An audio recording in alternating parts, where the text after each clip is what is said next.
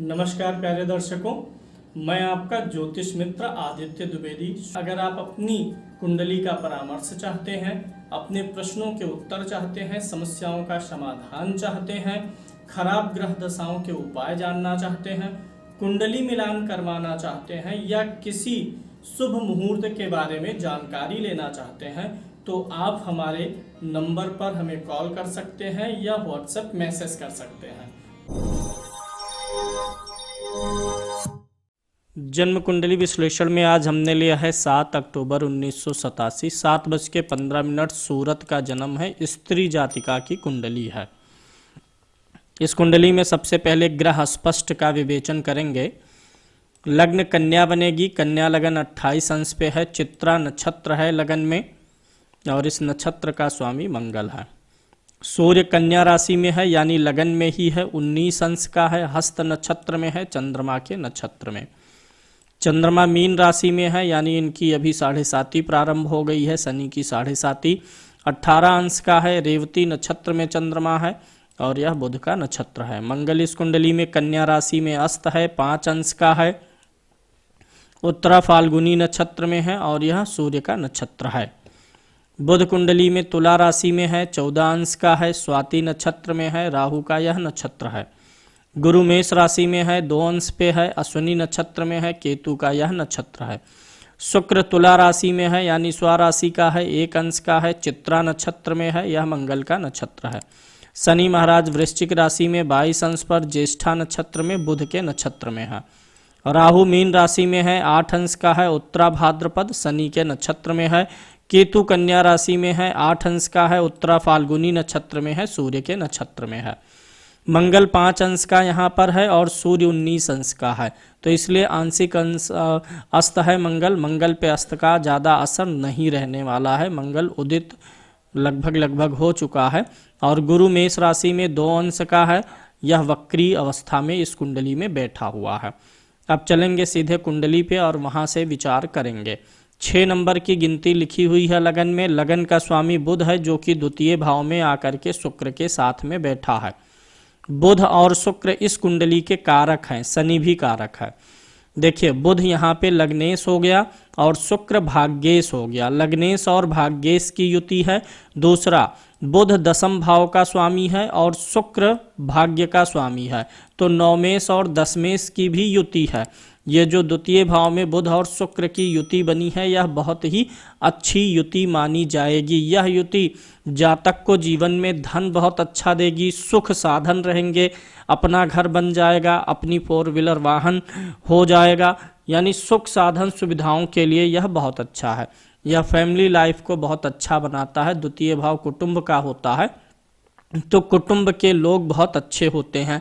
सास ससुर और जो रिलेटिव हैं वो सब काफ़ी अच्छे हो जाते हैं। इस युति पे गुरु की दृष्टि भी जा रही है और गुरु द्वितीय भाव धन का कारक है, यानी इनके जीवन में कभी भी धन का अभाव या धन के लिए कोई परेशानी नहीं आने वाली है। अगला इनका कारक जो शनि होता है, तृतीय भाव में बैठा है। तृतीय भाव का शनि काफ़ी अच्छा रिजल्ट देता है, मेहनत परिश्रम अच्छा करवाता है। मेहनत और परिश्रम करने वाले ऐसे लोग होते हैं, आलसी बन करके बैठने वाले नहीं होते हैं। शनि महाराज यहाँ से तृतीय दृष्टि डालेंगे संतान भाव पर और 7वीं दृष्टि डालेंगे भाग्य भाव पर और 10वीं दृष्टि डालेंगे 12वें भाव पर। तो शनि की 12वें भाव की दृष्टि विदेश तक लेकर के जाएगी। संतान भाव पर शनि की दृष्टि अच्छा फल करेगी। ये शनि जो है ये पुत्र के कारक, संतान के कारक से 8वें भाव में बैठा गुरु से, इसलिए संतान में थोड़ा सा विलंब आदि भी रह सकता है। राहु और चंद्रमा की युति 7वें भाव में बनी हुई है।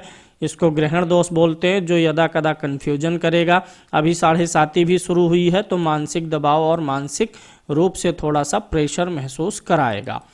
राहु और चंद्रमा की युति के कारण से इसमें क्या होगा कि थोड़ी कभी कभी डबल माइंडेड निर्णय लेने में समस्याएं आदि भी रह सकती हैं। खासकर ये 7वां भाव पति का होता है, तो पति से जो है कुछ मिसअंडरस्टैंडिंग्स वगैरह भी हो सकती हैं। लगन में ही सूर्य मंगल और केतु बैठे हुए हैं। सूर्य मंगल क्रूर ग्रह है, केतु भी क्रूर ग्रह है। स्वभाव में थोड़ा सा इनको अपने लचीलापन हमेशा बना के रखना चाहिए। चूँकि सूर्य राजसी तत्व है, राजा है 9 ग्रहों में, मंगल सेनापति है, तो थोड़ा सा इनको इगोइस्ट होने से हमेशा बचना होगा, इस चीज़ का ख्याल रखना चाहिए इनको।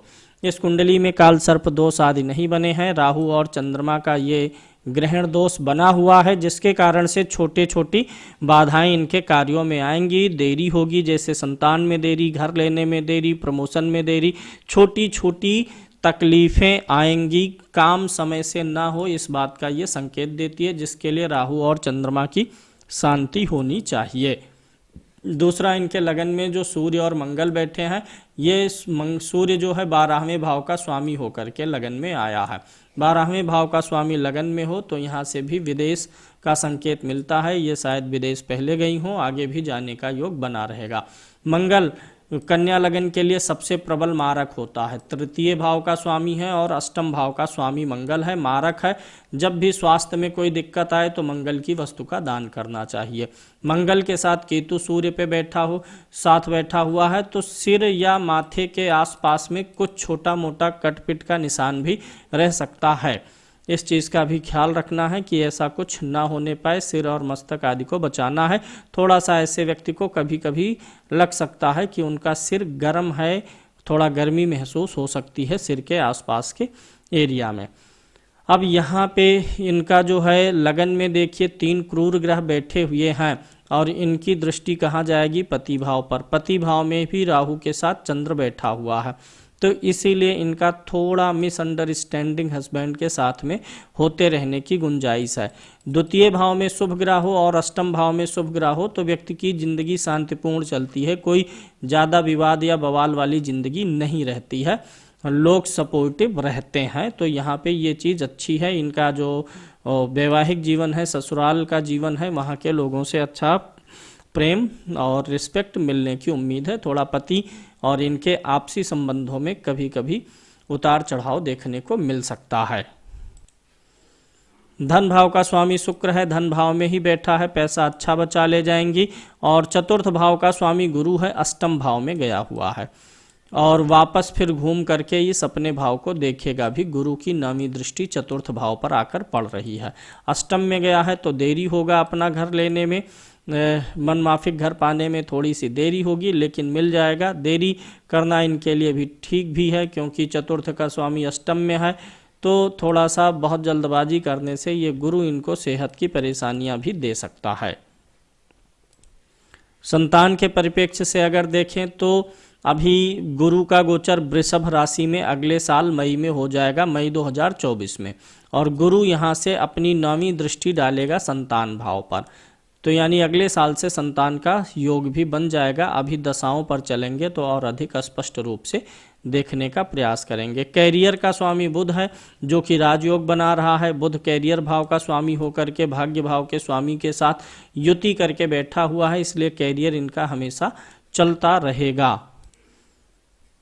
11वें भाव का स्वामी चंद्रमा है, जो कि पति भाव में आकर के बैठा हुआ है। ऐसे लोग पति से, अपने जीवन साथी से एक्सपेक्टेशन कुछ अधिक करते हैं, तो यहाँ पे एक्सपेक्टेशन अपने हस्बैंड से बनने की संभावनाएं बनी हुई हैं, जिसमें राहु बना हुआ है, और उन इस एक्सपेक्टेशन के चलते हुए इन दोनों के बीच में कुछ मिसअंडरस्टैंडिंग आदि रह सकती है। होरा कुंडली देखें तो सिंह लगन की होरा है, यानी इनके धन के वृद्धि के लिए देवता उत्तरदायी हैं, यानी मंदिर जाना, मंदिर में भोग प्रसाद लगाना इनके लिए अच्छा रहेगा, इनके धन की वृद्धि करेगा। इनकी अन्य कुंडलियों पर चलें, देशकाल कुंडली देखते हैं तो देशकाल कुंडली का लगन एकदम ठीक है, लगन पीड़ित नहीं है। लग्नेश शुक्र 6ठे भाव में स्वाग्रही होकर के बैठा हुआ है, भाई का संबंध है एकदम इनके लिए ठीक रहेगा। वैसे लगन कुंडली में भी मंगल लगन में है, तो भाई इनके हृदय के अत्यधिक निकट रहेगा, यानी प्रेम बना रहेगा। लेकिन चूंकि लग्नेश 6ठे भाव में है, 6ठा भाव होता है लड़ाई का, तो भाई बहन के बीच में छोटी छोटी बातों पर दोनों लोग लड़ जाएंगे, लेकिन इससे प्रेम में कोई कमी आने वाली नहीं है। चतुर्थांश कुंडली का लगन देखिए तो दुरुस्त है, यहाँ पे राहु बैठा हुआ है, मिथुन राशि का राहु अच्छा होता है। लग्नेश बुध आकर के बैठा हुआ है अष्टम भाव में, और चतुर्थ भाव में यहाँ पर चंद्रमा मंगल की युति बनी हुई है। तो चतुर्थांश कुंडली हम मुख्य रूप से भूमि भवन वाहन आदि के लिए भी देखते हैं, तो यहाँ पे एक चीज़ जो कॉमन मिल रही है, लगन कुंडली का भी 4थे भाव का स्वामी अष्टम में है और चतुर्थांश कुंडली के भी चौथे भाव का स्वामी अष्टम में है। तो मन माफिक घर या भूमि भवन पाने के लिए थोड़ा लंबा इंतजार करना पड़ सकता है, थोड़ा समय लगेगा मन माफिक सपनों का घर पाने के लिए। यहाँ पे चंद्रमा और मंगल की युति है, यानी कि इनके घर में सुख साधन सुविधाएं आती रहेंगी। शुक्र स्वाग्रही है लगन में भी और यहाँ चतुर्थांश में भी, तो अच्छा घर, गाड़ी, लग्जेरियस लाइफ, सुख साधन इनको प्राप्त होते रहेंगे। अगली कुंडली पर चलते हैं। तो यहाँ पे सप्तमांश कुंडली से संतान का विचार देखेंगे। लगन कुंडली से तो हमने देखा ही। सप्तमांश कुंडली का जो लगन है, यहाँ कन्या लगन है, लग्नेश बुध आकर के यहाँ पर बैठा हुआ है और जो स्वामी है शनि वह उच्च का होकर के बैठा हुआ, यानी इनकी संतान बड़ी प्रतापी होगी। पहली संतान इनकी जो होगी वह काफ़ी योग्य और अच्छी प्रतापी होने वाली है। अब यहाँ पर अगर देखें तो सप्तमांश कुंडली में भी बृहस्पति का गोचर जब मई में वृषभ राशि में होगा, तब बृहस्पति की दृष्टि इस कुंडली में भी सप्तमांश में भी पंचम भाव पर जाएगी, लगन में भी पंचम भाव पर जाएगी। तो संतान का योग अगले साल मई से बनेगा। नवमांश कुंडली देखते हैं तो नवमांश कुंडली के लगन में कन्या राशि में राहु अच्छा फल देता है, लेकिन चालाक और जो है बुद्धिमान पति भी देता है। तो इनके पति चालाक और बुद्धिमान पर्याप्त रूप से हैं। चंद्रमा चतुर्थ भाव में बैठा हुआ है, यानी दोनों का आपसी सुख ठीक रहेगा, आपस में दोनों लोगों का जो आपसी रोमांस प्रेम है वह बना रहेगा। इनके पति के पास भी अच्छा पैसा रहेगा क्योंकि शुक्र यहाँ पर स्वाग्रही है। इनके दोनों पति पत्नी के माध्यम से धनागमन होने के योग बने हुए हैं। नवमांश कुंडली में भी गुरु यहाँ पर बैठा हुआ है, अष्टम भाव में ही बैठा हुआ है, तो ये पति की लंबी आयु को दर्शाता है। पति की जान पहचान पहुंच मान सम्मान काफ़ी अच्छी रहेगी क्योंकि यहाँ पर दशम में सूर्य महाराज बैठे हुए। बुध और मंगल की युति है अष्टम भाव में। पति को कभी कभी इनके जीवन साथी को स्किन से जुड़ी हुई थोड़ी समस्याएं आ सकती हैं। दशमांश कुंडली देखते हैं इनकी। तो दशमांश कुंडली के लगन में बुध बैठे हुए हैं, शनि के साथ बैठे हुए हैं। शनि स्वाग्रही होकर के है और बुध भी इनके लगन कुंडली और दशमांश कुंडली दोनों से अच्छा प्लानट है।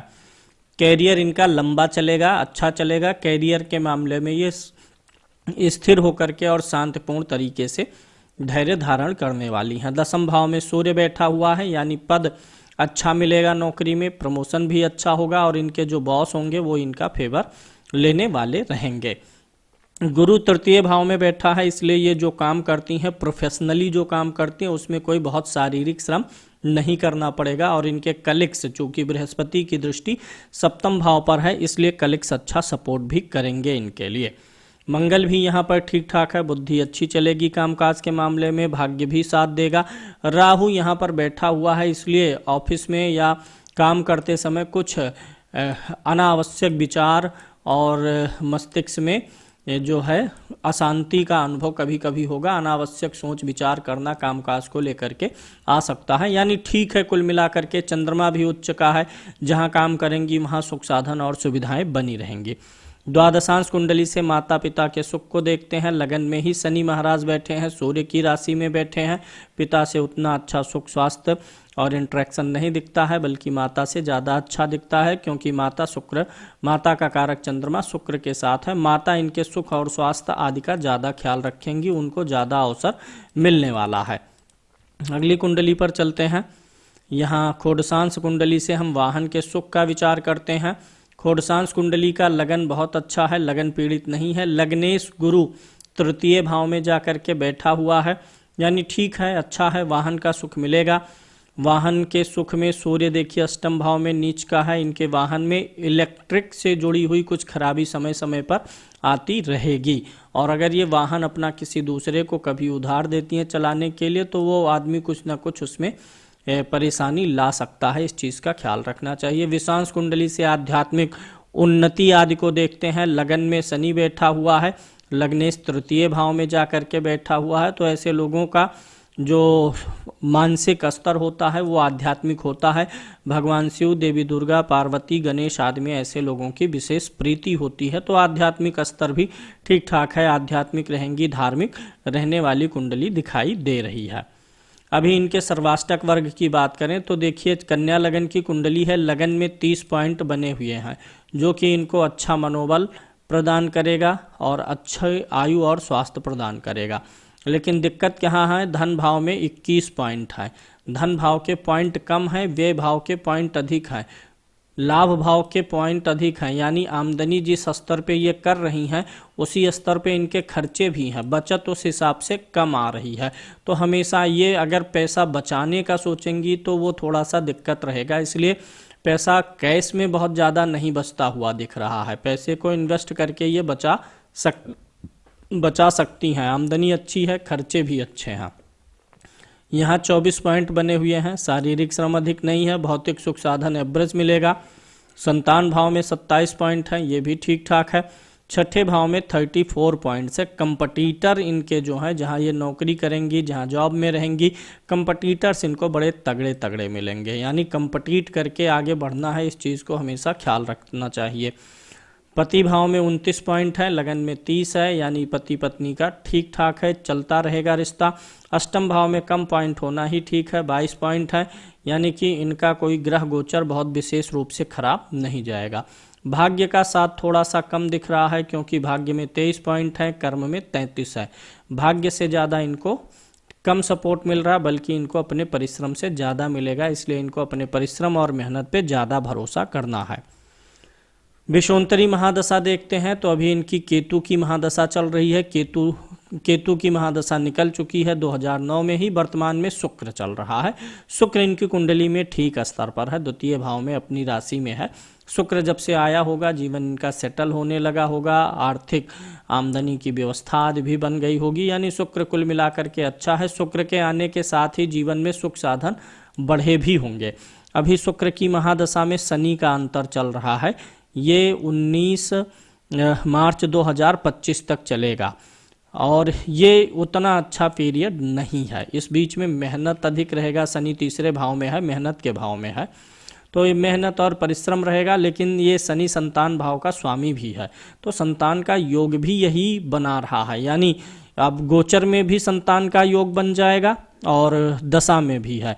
मई से गोचर में बनेगा, मई 2024 से मार्च 2025 के बीच का संतान का योग बन रहा है और बहुत अच्छा धन आने वाला है कहीं से। जब शुक्र में बुध का अंतर आएगा, यह समय इनके लिए बहुत अच्छा रहेगा। मार्च 25 से जनवरी 28 के बीच में प्रमोशन वगैरह हो सकता है, कहीं से बहुत बढ़िया ऑफर आ सकता है। धन की वृद्धि का संकेत यहाँ से मिल रहा है और उस समय इनका पारिवारिक जीवन भी आनंद में रहेगा। केतु फिर इधर आएगा, यह सामान्य चलेगा। इसके बाद जो दशा आएगी ये सूर्य की आएगी। सूर्य कुंडली के लगन भाव में बैठा हुआ है। जो मैंने शुरू में बोला, थोड़ा सा ईगो आदि का ख्याल रखना है, जिद नहीं करना है, थोड़ा अपने स्वभाव में लचीलापन रखना है, ये इस दशा में विशेष रूप से ध्यान देना है। और इस दशा में चूंकि दशमांश कुंडली में सूर्य दशम भाव में बैठा है, इस दशा में इनका काफ़ी अच्छा प्रमोशन और नाम बनने वाला, कोई बहुत बड़ा पद इनको कामकाज के सिलसिले में मिल सकता है। इधर चंद्रमा भी चलेगा, ये भी ठीक है। इधर की दशाएं लगभग ठीक जाएंगी। अभी जो वर्तमान में समय चल रहा है, शुक्र में शनि चल रहा है, तो शुक्र में शनि आमतौर पे सबके लिए मेहनत लाता है, एक्सपेक्टेड रिजल्ट नहीं मिलने देता है। तो अभी जो समय चल रहा है ये बहुत एक्सपेक्टेड रिजल्ट मिलने का नहीं है। हालांकि संतान का समय शुरू हो गया है। अब इनकी लग्न कुंडली से कुछ उपायों की चर्चा कर लेते हैं। इनके लिए एक तो उपाय है, जो लगन कुंडली में इनके युति बनी हुई है, लगन कुंडली में राहु की युति बनी हुई है चंद्रमा के साथ में, सप्तम भाव में बनी हुई है। तो एक तो इनको अपने ग्रहण की शांति करानी है, यहाँ पे बना हुआ है, ग्रहण की शांति करा लें। दूसरा, मंगल प्रबल मारक है, भाई के साथ या किसी के साथ, भाई के साथ या हस्बैंड के साथ जो रिलेशनशिप में थोड़ा थोड़ा तकरार आता है, उसके लिए मंगल का जप और दान इनको कराना चाहिए। बुध और शुक्र का स्टोन पहनना इनके लिए बहुत अच्छा रहेगा, क्योंकि ये दोनों ग्रह लक्ष्मी नारायण योग बना रहे हैं। तो बुध के लिए पन्ना और शुक्र के लिए ओपल इनको अवश्य धारण करना चाहिए। साथ ही साथ कभी जीवन में आर्थिक परेशानियां ना आए, अच्छी बनी रहे आर्थिक स्थिति, इसके लिए इनको मंदिर आदि जाते रहना चाहिए। मंदिर जाना इनके लिए जरूरी है, क्योंकि इनका होरा कुंडली जो है सिंह लगन की बनती है।